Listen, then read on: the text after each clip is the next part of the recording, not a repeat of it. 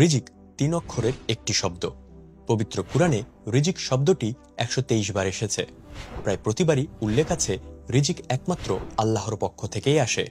সূরা আল বাকারার ২১২ নম্বর আয়াতে আল্লাহ তাআলা বলেন, আল্লাহ যাকে ইচ্ছা সীমাহীন রিজিক দেন। সমস্যা হলো আমরা রিজিকের আসল অর্থটাই বুঝতে পারি না। রিজিকের মানেটা কিন্তু অনেক ব্যাপক, অনেক গভীর। রিজিকের সর্বনিম্ন স্তর হচ্ছে টাকা, পয়সা, অর্থ এবং সম্পদ। এর সর্বোচ্চ স্তর হচ্ছে শারীরিক এবং মানসিক সুস্থতা। সর্বোত্তম স্তর হচ্ছে পুণ্যবান স্ত্রী এবং পরিশুদ্ধ নেক সন্তান। এবং রিজিকের পরিপূর্ণ স্তর হচ্ছে মহান আল্লাহ তাআলার সন্তুষ্টি।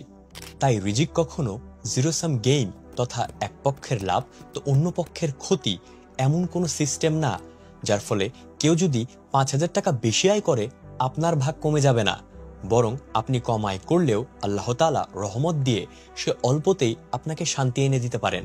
আরবি ভাষায় এ অবস্থাকে বলা হয় হিকমা, যার অর্থ প্রজ্ঞা। অর্থাৎ কোনো ব্যক্তি যদি সর্ব অবস্থায় সন্তুষ্ট থাকে, শান্তিতে থাকে, তার মানে আল্লাহ তাআলা তাকে হিকমা দান করেছেন। সংক্ষেপে হিকমা অর্থ নিজেকে মানিয়ে চলা এবং তাতে সন্তুষ্ট থাকা। আল্লাহ যাকে হিকমা দান করেন তার ভেতর থাকে সাকিনা। আরবি সাকিনা শব্দের অর্থ শান্ত, প্রশান্ত, ধীর, স্থির।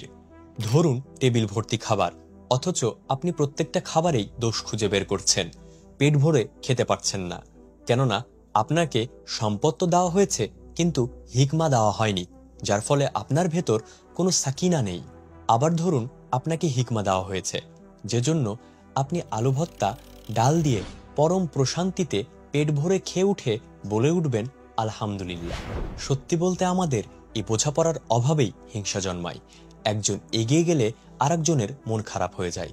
অথচ হাদিসে আছে, তোমরা একে অপরের মধ্যে হিংসা করো না।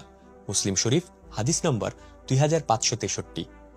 একজন ভাই চাকরি খুঁজছে, আপনি একটু সহযোগিতা করলে তার রাস্তাটা সহজ হতে পারে। কেউ ব্যবসা করতে চায়, আপনার ছোট্ট একটা পরামর্শ তার দোয়ার দরজাটা খুলে দিতে পারে। কারণ নবী করিম সাল্লাল্লাহু আলাইহি সাল্লাম বলেছেন, বান্দা যতক্ষণ তার ভাইয়ের সাহায্যে থাকে, আল্লাহ ততক্ষণ তার সাহায্যে থাকেন। মুসলিম শরীফ হাদিস নাম্বার ২৫৬৫। এমনও হতে পারে আপনি যাকে সাহায্য করলেন সে হয়তো ভুলে যাবে, কিন্তু আল্লাহ কখনো ভুলে যান না। আপনি এর প্রতিদান আখিরাতে তো পাবেনই, কিন্তু এই পৃথিবীতেই কোনো না কোনো ভাবে আল্লাহ তাআলা তার ১০ গুণ আপনাকে নিশ্চয়ই ফিরিয়ে দেবেন।